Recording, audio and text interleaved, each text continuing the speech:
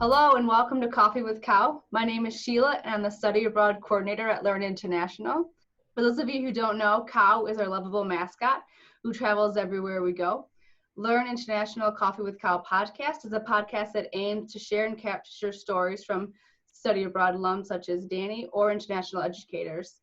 And today we have a guest, Danielle Ellington-Myles, who is a study abroad alum and who has studied abroad twice, but once with Learn International. And we're here to hear the story that Danielle has to share with us. Danielle, how are you doing today? I'm doing pretty good. It's nice to see you all. Welcome, everybody. Welcome. We're so happy that you're here. Thank you so much for your time. Can you give us a little bit of an introduction about yourself? Sure. So my name is Danielle, also known as Danny, and it kind of doesn't matter. I am recently a graduate, finally, from Georgia State University. I am originally from Denver, Colorado, but I've lived in Atlanta, Georgia for 13 years. Oh my God, time. I'm still living in Atlanta. I still intend to live in Atlanta, but with everything going on right now, I do a lot of my own work from home. I started Georgia State in 2017 and graduated with both degrees in film and media production and theater performance. The Ireland program was June 2018. 2019. It was a year ago. Yes, I always get them confused. Of course. My Ireland program was June 2019. We were there for 3 weeks with the intentions of studying Samuel Beckett and coming up with 2 film projects by the end of it from scratch to completion. Great. Let's hear more about your time in Ireland. As opposed to like the project that you did and cultural excursions. How did you spend your time in Ireland? Ireland was beautiful, first and foremost. If you're ever looking for a place to go, Ireland is it. It was one of those experiences where I didn't know what to expect. And so it was one of those where you just kind of go at it with open arms and an open mind and an open heart, really. I did fall in love with Ireland. I really, really want to go back. Maybe even live there someday. However, it is pricey. Oh my goodness, pricey, but still worth it. So we left the beginning of June, and everything was peachy keen and cool and awesome and fun. Our group was it was coincidentally very well put together. We had like an even balance of students that were in film, an even balance of actors, an even balance of camera people. Like all of our interests were syncing up and working together already before we'd even done any work. So that was pretty cool. The flight was long, arduous, but it was exciting because it was like, here we're going to a new country. Like that's always the best feeling ever. And then, so we left sunny, hot Atlanta and landed in second winter Ireland because that's a thing that nobody told us about. It was freezing. And then it was raining. And then it was cloudy, but it was still beautiful. So we were so excited. We got there. We stayed on an old dormitory for Dublin City University, I believe. Okay. And we were in walking distance within the campus so that we could literally go to classroom during the week whenever we did have class. And then we were only like a short walk to a couple of bus stops to get to wherever we needed to go. We landed, dropped off our bags, kind of situated ourselves in our dorms, and then immediately went to a city tour. Oh, wow. Half of us were not prepared. We didn't have umbrellas or really didn't even prepare for coats. So a lot of us were like exposed. But we went out, got to see the city. It was so exciting because it was like, even though it was cold and raining, like everybody was still upbeat and happy and having fun. And I think we were just really looking forward to getting ready to work. I know specifically that, as you mentioned, I traveled to Budapest, Hungary for another study abroad with Georgia State. And I think for this program, for the Ireland program, I was really holding it in my heart, my expectations. So it was kind of like, well, I'm here in a new place and this is a new program, but a part of me is prepared for any kind of cultural differences that I might have to deal with, which is something that I wasn't prepared for with Budapest. Okay. Um, Fun fact, when I got to Hungary, actually before we got to Hungary, our professor was like, just a heads up, people in Hungary are not entirely familiar with African American people.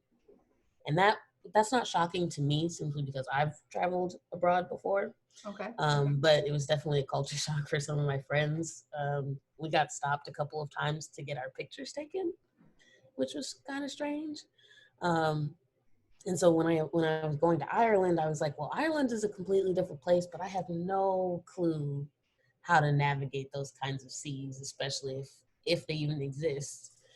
And we get there, and it's like it almost had the same feeling of like American public, where it's just a bunch of people, like Okay. a bunch of different type of people. So you're seeing black people, you're seeing white people, you're seeing brown people, and it's just like, okay, I'm not going to get stared at if I walk outside today. And that was a very interesting thing to deal with, and kind of made me consider like what kind of projects could I come up with out of this experience, Hmm. either now or later on. So I held that in with me. Went through the trip. We spent a lot of our first week in a classroom very early in the morning. But we did get to talk to some Irish directors and Irish filmmakers, and it was really cool because at first the accent difference was very strong. So all of us it's really early in the morning and we're Oh. listening and we're like, oh, what? Our professor had to ask one of the directors to slow down Mm. because we were still getting accustomed to the difference in the accent. So that was funny.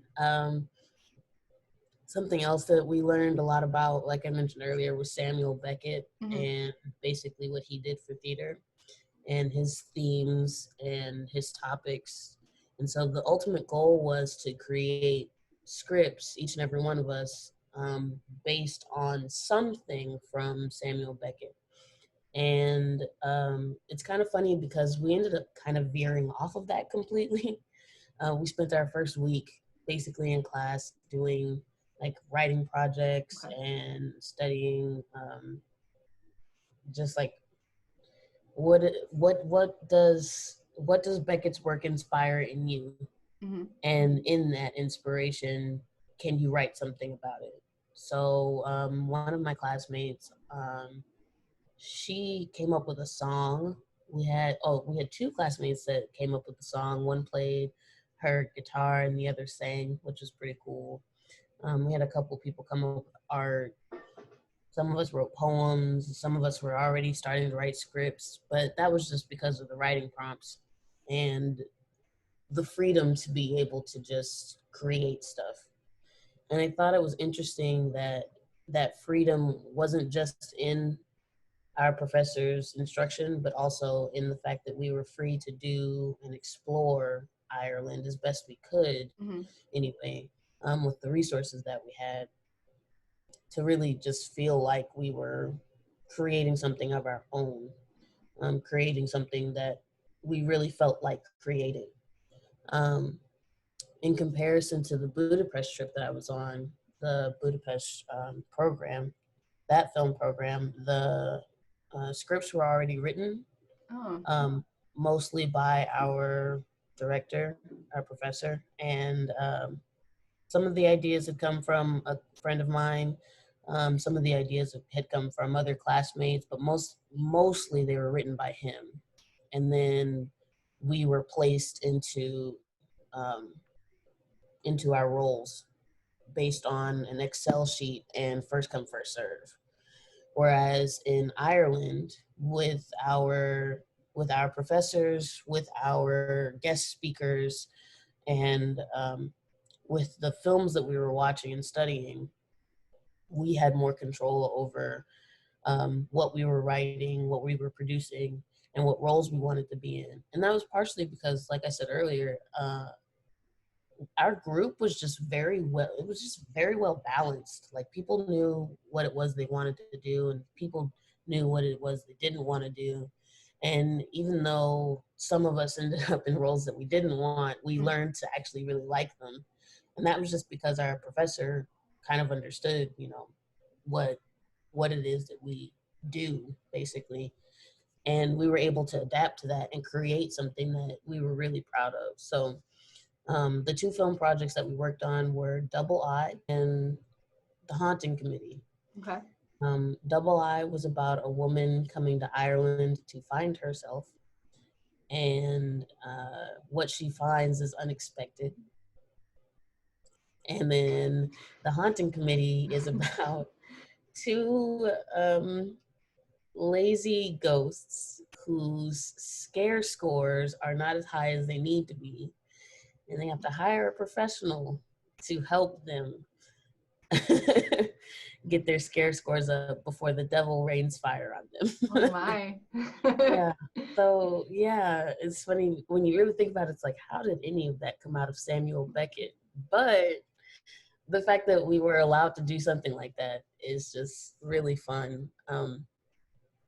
For Double I was not a part of that production, but I did get to watch it kind of come into fruition as far as idea wise. And it was a more natural story, a more natural setting. We walked around the city to scout for locations, which was fun. We ended up using one of my favorite bars, but don't ask me the name. Okay. We walked into, there was a really cool coffee shop. But anyway, so we got to scout locations together. We ended up at a writer's museum at some point, which was pretty cool. Yeah, that production was a lot of fun. Now, The Haunting Committee was a little more difficult because it was about ghosts. So we did have a budget, and we were able to buy supplies for like costumes and stuff, which was fun. We ended up getting sheets, so we were sheet ghosts, which classic. is beautiful, right? And it was kind of shot in the style of the Office a little. Shout out to the editor, and basically everybody on that project was really great. We ended up at Primark. Is it Primark or Primark? I think it's Primark. Yeah, or Pennies, I think. Yes. Yeah. Pennies. We ended up at Pennies, and that's where we ended up buying all of our supplies, including the sheets. And we bought a jacket for one of the ghosts. We had to stain one of the sheets with coffee. We had to buy a bow tie. We had to buy all kinds of supplies. And so the challenge was to do all of this within budget, but also get exactly what we needed to fulfill this world where sheet ghosts actually scare people. And so from there, when we finally got all of that together, it was like just this rushed effort to costume design and make the sheet ghosts look exactly the way they were supposed to. And then when we were shooting, we ended up shooting a lot of our stuff in the dorms and at a park. So fortunately, we didn't have to do a lot of traveling. But it was important because when you're shooting outside, it's all about lighting. And considering that our entire group, like our entire trip, we only had one camera. And then we had the help of one of my classmates' cameras. And then we didn't have any real lights. We didn't have any real microphones. Our guide, Logan, he was way more prepared than we were. So he had all of the equipment, all the extra equipment we could have asked for, which was really useful because there were times where it was like, there's no way we're going to get this shot without this piece of equipment. There's no way we're going to get this shot without this piece of, you know what I'm saying? So shout out to Logan. Logan was working with the program and was very helpful and very kind, very nice. we all miss him. Tell Uh, him we miss him. We think about him and talk about him often. um, anyway, with that, okay, so that the production aspect took mhm. about week, a week Okay. and a half, and that left us with the last about 5 or 6 days to edit the two films. We did have, it was either 2 or 4 people on the editing staff, so uh, it might have just been 2, but I do know that only a couple of people were on the editing team. And then from there, we were to do a couple of assignments just to kind of wrap it up about our experience. Um, and then on the last day, either the second to last day or last day, we got to sit in one of the classrooms on the DCU campus. And we literally screened our projects on the biggest projector screen I've seen in a really, really long time. And Wow. so that was really cool. Just to kind of watch, Yeah. like, we started from absolutely nothing. We did writing projects. We chose 2, and then we had to create those 2, just out of, again, it almost felt like starting over almost, but with a little bit of help. But Mhm. even still, starting with absolutely nothing to finalizing these projects that we were really excited to even do in the first place. And so with that being said, it was like watching a film that you've created in less than a month is like watching your dreams actualize. Yeah, definitely. Because it's like the struggle that you went through is still fresh. Everybody was still sick. We were all coughing and sneezing because of that very first day. And then it's funny because I remember, like, the last couple of days, the sun shined upon us as if to say congratulations. And Great. it was so nice. Yeah. Fun fact number 2, is this number 2 or 3? Fun fact, I am the only one that came down with bronchitis. Oh my. I ended up having to go to the doctor and everything. In Ireland? Mm-hmm. Oh. I've honestly had bronchitis before, so it wasn't that bad. It was miserable at the time, Mhm. but it wasn't anything any more serious than having a really bad cough, not being able to breathe through your nose for the first couple of hours. But I missed the sunniest and warmest day Mm. because I had to stay inside after having a fever. Oh. I was so heartbroken. Yeah, But I'm it's sorry to hear okay that. because later on we had sunny days. Good. They weren't as sunny, but they were sunny enough for me to enjoy them. Good. um, Um, yeah.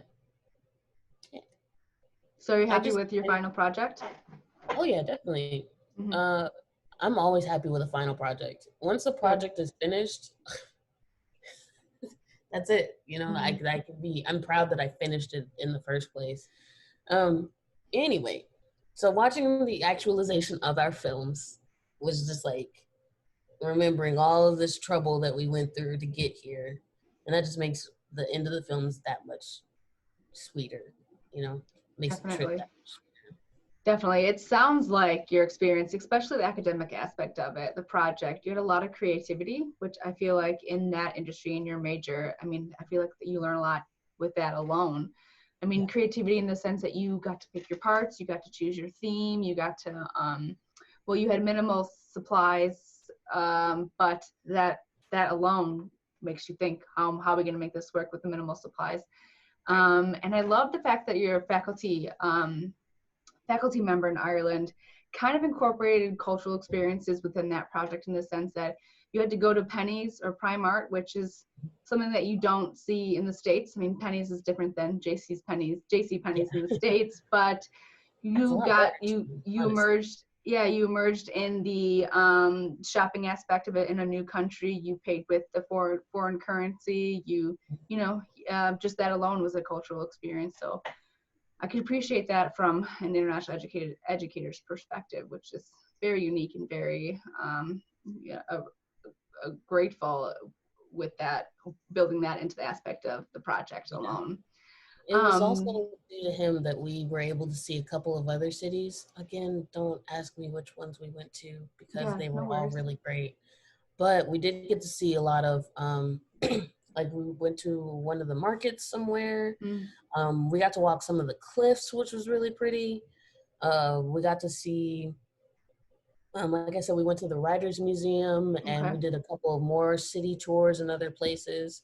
Um, it was a very eye-opening experience because it's like, even when we were on our own, I was learning a lot about just like everybody in Ireland is so nice. Mm-hmm.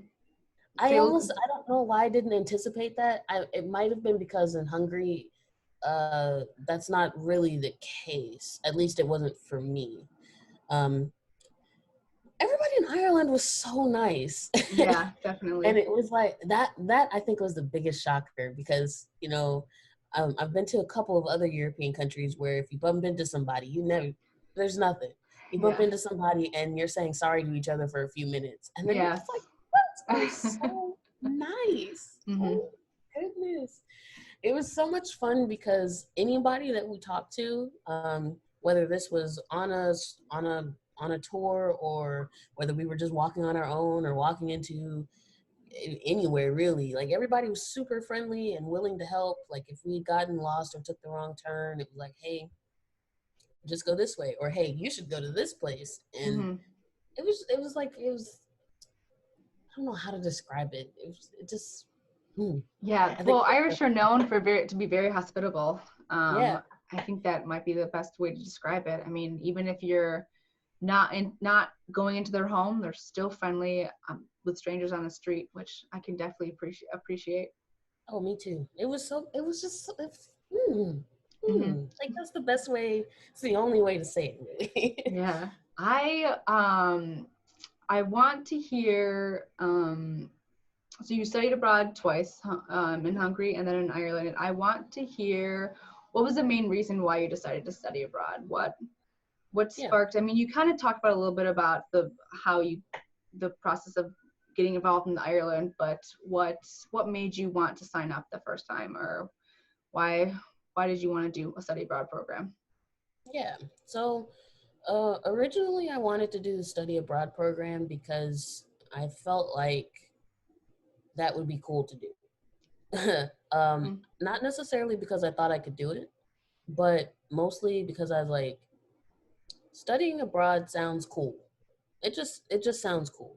And in the end, it is cool because you're going to another country Mm-hmm. to do what you do at home. And the funny part about doing what you do outside of the country that you would normally do at home is that when you're outside of the country, it's a completely different feeling almost, especially as a student. Because as a student, you wouldn't normally be just traveling around the country or traveling around the world. Maybe if you were rich and you were a celebrity or you just got it like that, then Yeah. that's every day for you. That's nothing. But these are like opportunities where you get to step outside of your comfort zone, outside of your own resources, the things that you're used to, and almost testing your ability to be what you want to be in a completely new situation. Mm-hmm. And so the first time I wanted to study abroad, the place is definitely what got me. Being able to go to Hungary, that was never in my plans. Like Okay. I've been to a lot of places, including I've been to wow, as soon as I say things. I've been to Europe, I've been Mm. to England. Okay, let me specify. Sure. ah, I've No been to worries. England, I've been to France, I've been to Ghana, Egypt, been to the Bahamas, which I Wow. kind of count. I've been to Greece. I've been to Hungary and Ireland now. Mm. And if I hadn't gone on the trip, I wouldn't be allowed to say that. You know what I mean? Yeah, So definitely. it's cool to add. But for Hungary, that just wasn't a place that I ever even considered going. Like it wasn't something that I was just going to be like, oh, I'm going to go to Hungary one day. That was an opportunity that I was like, I have to take it because when am I, as a student, as a 20 at the time 26 25-year-old, 24, at this age, when am I ever going to be able to say that I went to Hungary, you know? And so that the place is what got me the first time. Okay. Getting there and doing everything that we did, and Hungary was more brutal than Ireland, I will be honest. We had to do 6 films in 3 Oh, weeks. wow. That was a lot. Yeah, sounds like a lot. Fortunately, and we had a lot of supplies, but there were also some new rules that we had to follow, because in America, at least in Georgia, you know, as long as you're in a public space, you can film. Okay. Some places do require a permit, and you know, it's fairly easy to get those things. I honestly wouldn't know. Producing is not my thing.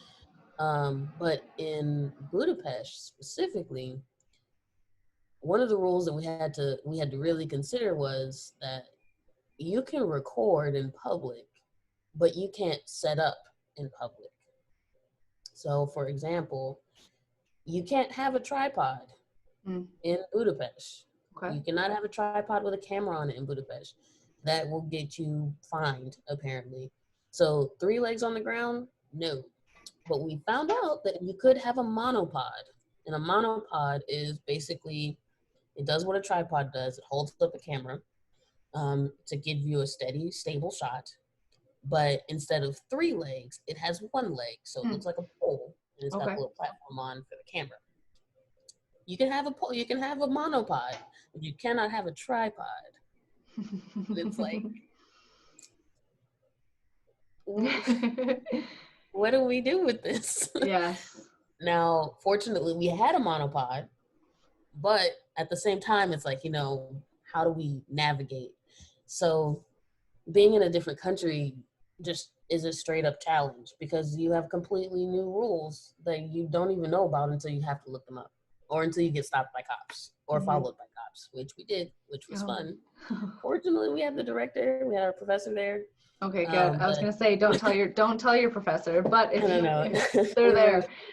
We were shooting near a castle, I think, if I remember correctly, and we were trying to get our 3 actors walking through the trees and having their conversation, and so we're just like,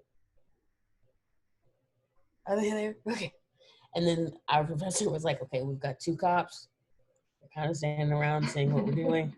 And we're just like, "Okay, we got to get the shot. Yeah. And then they, like, when they would approach, it's like, "Okay, pick up, let's go. We got to go. So we would shoot somewhere else. Oh, goodness. But see, like, you don't get those kinds of experiences in your hometown. I mean, you might, but they're not as exciting. Yeah. As they could even be more dangerous, you know. And in another I mean, don't get me wrong, that's pretty dangerous in general. But see, it's fun to live that life outside of your hometown, because it's like, it's a nice, lovely memory to look back on. Yeah, and it definitely comes back to that final project. You know what I mean? It's all about the finishing project and what it took to get you there. I think that being in a different country was what created the film that we make. You know, like, you could make the same thing here in the States, but for some reason it wouldn't be the same. And whether that has to do with just the way it feels, it certainly has to do everything with the background, with your outside, because Budapest is beautiful. Not to say that Atlanta is not beautiful, but it's a beauty that you're already used to, and then versus a beauty that you come to appreciate, like, deeply, because it means something else. I feel like in an artist's perspective, it's like a whole different, how does the saying go? A whole different easel. Yeah. Just to work on. Right. And it's like you have the same tools, but it's almost like working with different mediums of painting. So it's like, I'm painting with watercolor here, but over here, that's watercolor is what I'm used to, but over here I'm going to use gouache. I don't know. And it's like applying the exact same skills to completely different situations. And that's what makes things different and what makes things unique to not only your work, but you as an artist. Like, I'm I come back from both Budapest and Ireland wanting to make all kinds of new things that I never would have considered had I not gone out of the country, had I not studied abroad. I love that. I love to hear that. It seems like you got a lot out of it, but you also brought a lot into it. I mean, you said you're well traveled. You knew what you wanted to do when you were in the country, but you still got to experience new experiences and new perspectives from your time overseas. Danny, I want to thank you so much for being here today. I appreciate it. Learn appreciate it. We love to hear your stories. We love to hear a student's perspective on how they maybe changed or how they brought their self into their new environment. So thank you so much for your time today. Of course, I appreciate it. Thank you guys for tuning in. Yes, yeah. You can find this episode with Danny and other episodes on our Learn International YouTube channel, and also find information on our social media platforms such as Instagram, YouTube, Twitter, and LinkedIn with the hashtag LearnINTL. And like I said, tune in next week for our next guest who will share their time abroad. And once again, thanks so much, Danny, for your time. Stay safe, stay healthy, and enjoy the rest of your day. Thanks, you too. All right, bye. Bye.